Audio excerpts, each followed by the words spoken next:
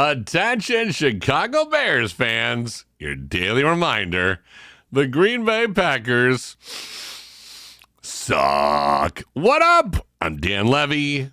Bears latest, Bear freaking down. Fan Arch Sports. We're doing this couple of weeks away from training camp at Hallis Hall. And we got still a lot of things to talk about. It is all about the Chicago Bears on this channel. Like, subscribe, hit the little bell so you can be updated and notified every time one of these videos comes out, which, by the way, I'm going to be pumping these out pretty often. So, again, this is a place. This is our safe space, our place to get it all out. That's right. If you got Bears thoughts, comments, you got suggestions, you want to see the Bears do this, you're not happy about this move, welcome to your home. This is where you belong, the Bear fan. This is where we scare away Green Bay Packers fans and anybody who likes cheese on top of cheese on top of cheese while wearing a cheese hat and wearing yellow and puke green as jersey colors. Oh, my God. Aren't you ever embarrassed? You ever go out with a Packer fan somewhere, anywhere, and you meet them in public? Oh, my God. You're just like, a Packer fan? Ugh. You can smell the Gouda. Well, on to things that are a little bit more promising, which would be the Bears, Chicago Bears. A lot of things to talk about. And again, we're in a situation right now where we are just a few weeks away from this getting going and us talking about actual things going on. It's the offseason, so it's getting hot. It's hot outside. We're mid-July. We're going into training camp. And now the gears are starting to point towards the Bears. So let's talk about this. We're almost there, just a couple of weeks away. And yes, even though the offense has gotten greatly upgraded, the Bears have done things that we have never seen a franchise do, at least in my lifetime. I'm 45 years old. I've never seen the Bears do what they have been doing this offseason, snagging a franchise quarterback, then going out and firing a coach last season, an offensive coordinator, bringing in a new coach, investing in an offensive line, investing in some newer weapons, and then going out and getting new schemes and a whole new coaching staff of guys that are going to challenge Ben Johnson and guys that are going to be there as a sounding board for him. This is going to be what should be an amazing season, and an offensive line that we could actually be proud about, is nationally ranked. People are actually talking about it. But with that said, you know we can't be perfect. You know we can't just be happy with what it is. There are some gaping holes that could probably use some patching. And there's a couple of things that we should talk about in terms of what is still out there. History tells us that even though we're just a few weeks away from training camp, the Bears aren't done making moves. The Bears roster looks set, but if you've been paying any attention to Ryan Poles, the GM of the Bears, his past moves, you know one thing. He's always got one more left in the holster. One more thing that makes you go, oh, that's what we needed, or hey, that's actually not a bad idea, or even sometimes that sucks.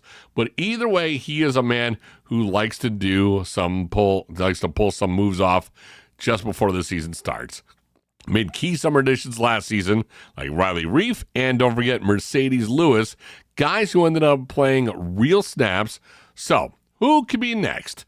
This year, all eyes are on two spots, and it's not coming out of left field for anybody who's been commenting. I appreciate all the comments, all the likes, and everybody DMing me on social media. By the way, you can get at me at Bass on Air, BASS on Air.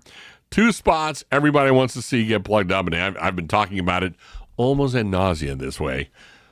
Edge rushing and a running back options. We need an edge rush and we need running back. NFL insider Albert Breer recently floated a few names out there that we've talked about. Zadarius Smith, Matthew Judon, and Jamal Williams. And Matthew Judon, my God, I can't believe that the Bears have not snagged him or anybody else, but that is a name that everybody in the comment section has been talking about. So we'll get to him in a second.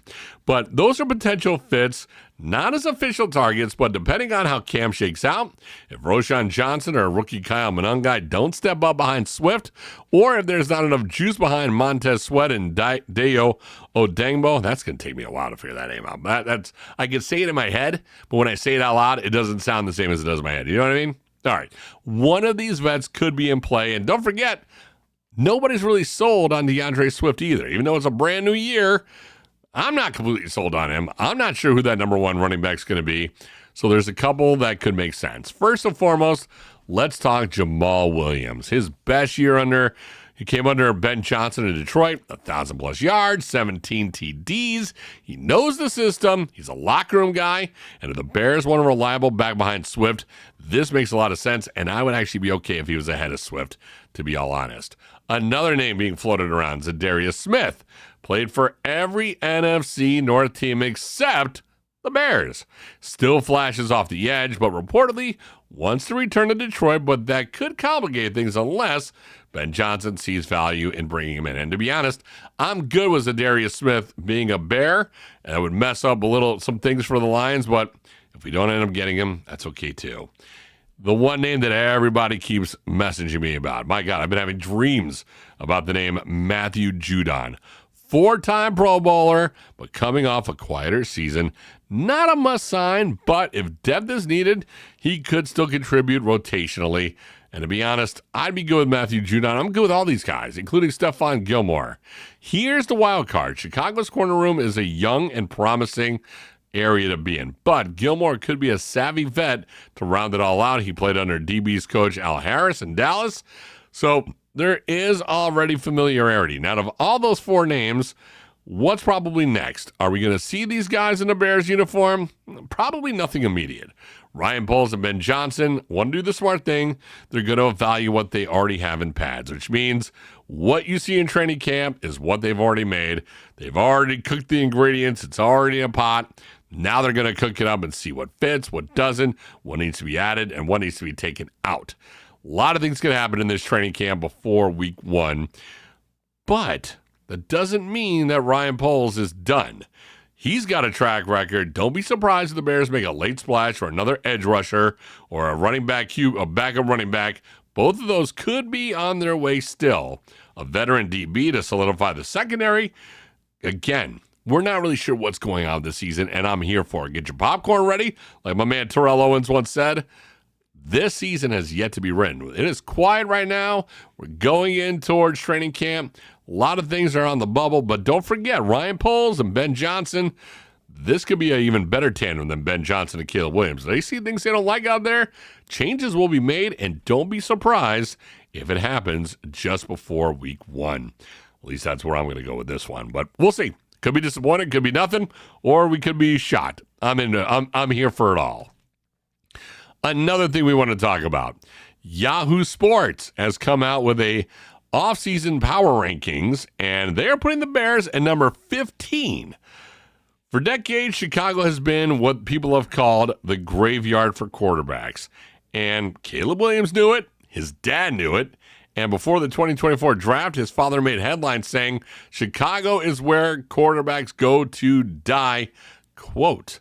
That comment may have ruffled feathers, but can anyone argue it was actually rooted in reality? Yes, we were all saying it. I even said to a lot of people, I just don't think the Bears know how to develop a real quarterback. And I know people don't like me bringing up the names Mitchell Trubisky. They don't like Justin Fields anymore. They don't want to hear those names of old that make you cringe. But those are places, and again, Mitchell Trubisky, we probably could have gotten that guy in a second round. Nobody was even looking at that guy.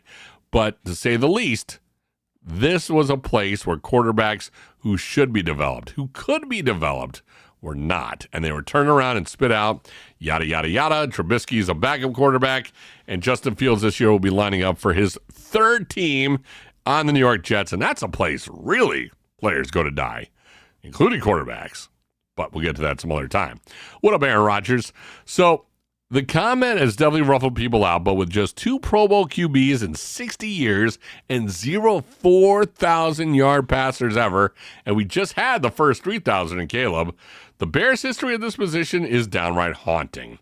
But the Bears finally woke up, and here's what makes 2025 different. Chicago finally did something about it. They hired Ben Johnson, one of the most coveted offensive minds in pro football and all of football. They didn't skip either. They then overhauled the offensive line with some all-pro talent like Joe Tooney, Drew Dahlman, a center who I am so glad to have a real center back there. I'm glad that Caleb Williams is going to have somebody with a real brain helping him decipher that game. And Jonah Jackson. And in the draft, They loaded Caleb up with first and second round options, tight end Colston Loveland, and wideout Luther Burden III, who I'm pretty pumped to see exactly what that guy can do. Both Colston and Luther have been hurt, and they've not been able to suit up, but I'm pretty excited, especially Luther. That guy looks like a solid option, and if he can even come close to being a solid third option, imagine those wide receiving core. DJ Moore, hopefully Rome Odunze takes the next step up, and then having Luther Burden III step up, that would be awesome. Just a good way for that guy to be in. On paper, it looks like everything is finally aligned. A franchise QB, offensive-minded head coach, a rebuilt line, which, again, I go to bed every night going, the Bears have an offensive line. I laugh, I chuckle, kiss my kid and my wife on the heads goodnight, and then I go to bed knowing that the Bears have an offensive line. A deep arsenal of playmakers, so the odds makers are not quite buying in, but BetMGM has the Bears as underdogs to make the playoffs with a projected win total of 8.5. Why? Because the NFC North is a freaking gauntlet. And until the Bears prove it on the field, no one's handing out trophies. But I will say this. For those that are the naysayers and think that the Bears going to have some trouble, let's put this in a little more perspective, okay? The Detroit Lions, who were the perspective and the favorites of the last 2 years to be in the Super Bowl, now they don't have Ben Johnson. What kind of team are they going to be? Well, they're not going to be the same offensive mind that constructed that team that made them into not the laughingstock of the NFC North. We'll see. The Vikings have a new quarterback that never even played in J.J. McCarthy. What is he going to be like? I don't know. He can play in that system, but what is he going to be? I don't know. And then we go to the stinky Green Bay Packers with Jordan Love, who's been injured, who's got all kinds of stuff. They lost players to free agency. What are they going to be like? To be honest, the only people I see, the only team in the NFC North that I saw actually improve are the Bears. Can they put it together? I don't know. But if you're asking me, it looks like the other teams either took a step backwards or kind of just stayed the same. And the Vikings, yes, Minnesota teams are tough on paper, but let's face it, when it comes to going deep or even making a playoff run, my money is not on the Vikings. So, Caleb Williams, make no mistake, this is the year that we all evaluate you. Last year's rookie season had flashes of brilliance, but like the near comeback against the Lions on Thanksgiving, it was also marred by 68 sacks and shaky decision-making, which you in the comments have already been saying. Some people have been saying all 68 sacks were his fault, only half. Either way, last season was bad. So with Ben Johnson now tailoring the offense around him, the excuses are gone. And if Caleb doesn't take a real leap this year, the red flags will start as a warning. And Tyson Bagent may be your guy. And like I said before, if we have to turn on football on a Sunday or a Monday night, Sunday night, and I see Tyson Bagent lining up under the center, and Caleb's not there because of any kind of injury or personal reason, but because they just don't trust him, that is going to be a nightmare. So that's my thing for you. Caleb, we're all watching you. This is a real season. We're giving you the mulligan on last season. Can this season be the better one? I hope so. The Bears' biggest problem now, too many mouths are to feed. DJ Moore, Rome Odunze, Luther Burden, Cole Kmet, Colston Loveland. It's a lot of talent needing targets. And also add DeAndre Swift and Roshan Johnson. Rookie helping out, Kyle Monungai to mix. And Ben Johnson will need to get creative with how he divides touches. But hey, too much talent is a problem this team finally has. But that is a lot of people to get the ball to. And if you got two tight ends, Colston, let's see what you could do. Cole Kmet, you could block, and you're a smart guy. You may not be an actual receiving target for Caleb like you were not last season, or maybe you will be. I don't know what this new system of an offense has you doing, but come training camp, we're going to get a good look at it. And also, let's not forget, if the defense doesn't step up, none of this matters. The Bears gave up nearly 6 yards per play last season, second worst in the NFL, even after adding Montez Sweat last season. The defense collapsed again. Enter Dennis Allen, the team's new defensive coordinator. If he can tighten things up, especially the pass rush, Chicago becomes a more complete and dangerous team. Yes, that defense needs some help. We need another edge rusher. That is definitely the case. But if they can do their thing, and Montez Sweat can be the Montez Sweat not of last season, but the year before. Last season he was banged up, and let's not say that that guy put the entire team on his shoulders. If he can go back to being the kind of guy he was the season before in 2023, I think we could still do some things with him. In a dream scenario, Ben Johnson turns Caleb into a second-year MVP candidate. The Bears' offense lights up the scoreboard. The defense rebounds, and Chicago goes from NFC North punchline to division champs. Oh, my God. Can you imagine that? Johnson is already being whispered about as a potential Coach of the Year candidate. That's how big this turnaround could be if everything clicks. But again, it's the Chicago Bears. We don't know. This time in July, last season, there were people on national television saying the Bears are going to the Super Bowl. And then after they came out to Europe, they were saying the Bears are going to probably get a pretty good pick in the draft. That's how much changes in the NFL in a season. Right now, as of July, 2 weeks before camp, I have no idea what's going to go on. But again, right now, they are ranked 15th in the power rankings, whereas last season, they probably weren't even ranked. So I'm still okay with it. And that's where we're going with this thing with the Bears. So, yes, there's still a lot of naysayers out there, and I'm good with it. I kind of like them being the underdogs right now. Anytime the Bears are favored to do anything, it gets bad. When they're underdogs and people are saying they got things to prove, I think I kind of like that one a little bit better. You? I think so too. All right. Are the Bears done free? Are the Bears right now fixing some gaping holes? Let's talk about that. Right now, yeah, there's some things that we got to figure out, and we got to do some things. As training camp approaches, the Bears' offseason buzz has centered around the big swings, Caleb Williams, Ben Johnson, the revamped offensive line. But what is still missing right now? What is something that they need to still do? Safety, a hidden need for the future problem. There's people that are calling safety Chicago's clearest position of need, pointing out that both starters, Kevin Byard and Jaquan Brisker, come with question marks. Right now, the age on Byard and Brisker's concussion history may have raised red flags. But here's the twist. The Bears have some legit depth behind them.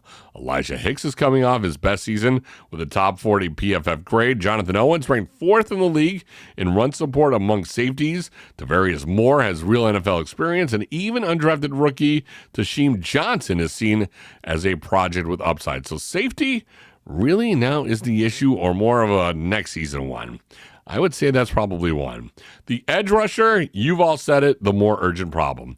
If we're talking the season, the smarter focus might be adding another edge rusher. After Montez Sweat and Deo Odengbo, the Bears' depth chart drops off fast. Austin Booker, Dominique Robinson, Daniel Hardy, all question marks. And that's where we were going back before with Zadarius Smith and Matthew Judon could come into play. Proven vets who can come in and contribute and rotate without being asked to carry the load. We've already gone way in depth on what the running back situation is. That is something that needs to be done. And then the Bears don't need to plug every gap with a splashy signing. Remember, safety, that's a long-term concern and something you address through the draft next year or the year's free agency. But adding another pass rusher or proven running back before week one, that's probably what GM Ryan Poles, that is, has room to make one more smart move. So again, we come back to this. What are your thoughts on this? I'm asking you in the comment section. Let me know in the comments, what do you think is the most dire thing the Bears need to take care of? They've done a lot this offseason, but let me know in the comments section. Let me hear what you think. I would love to know. I know for me, another edge rusher. I want to see the defense get built. But then again, those running backs, I'm not sure about that either. So you let me know. Let's talk about this, and let's chat it up and figure out where we go from here. And finally, what we're going to do right now is say adieu. This has been a fun episode of Bears Latest on Fan Art Sports. We got a lot of things to look forward to. We have the training camp coming up in just a couple of weeks. But remember, Bears fans, there's a couple of things you need to know. Number one, it's July. Everything sounds gravy, and it's fun to play GM and say what the Bears should or shouldn't do. But at the end of the day, it's only going to matter when they play the game. Everything on paper is one thing, but what happens when they actually play the game?